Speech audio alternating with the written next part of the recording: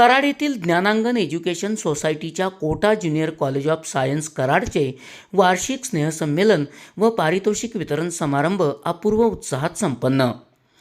कराड येथील ज्ञानांगन एज्युकेशन सोसायटीच्या Kota junior college of सायन्सचे उडान वार्षिक स्नेहसंमेलन व पारितोषिक वितरण समारंभ मान्यवरांच्या उपस्थितीत पार पडला.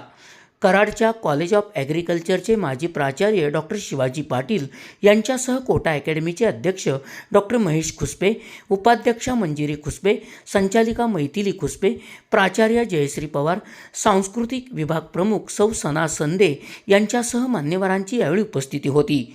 प्रारंभी मान्यवरांच्या हस्ते क्रांतिज्योती सावित्रीबाई फुले, महात्मा फुले तसेच स्वर्गीय तुकाराम खुसपे यांच्या प्रतिमांचे पूजन करण्यात आले.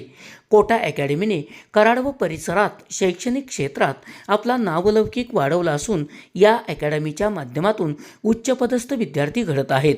विद्यार्थ्यांनी कोटा अकॅडमीच्या विविध शैक्षणिक उपक्रमांचा लाभ घ्यावा असे आवाहन प्रमुख पाहुणे डॉक्टर शिवाजी पाटील यांनी केले.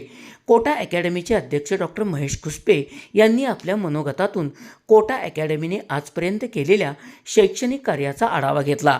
यावेळी मान्यवरांच्या हस्ते कोटा अकॅडमीच्या वतीने घेण्यात आलेल्या विविध शैक्षणिक, बौद्धिक तसेच क्रीडा स्पर्धांमध्ये विशेष नैपुण्य मिळवणाऱ्या विद्यार्थ्यांचा सन्मान करण्यात आला.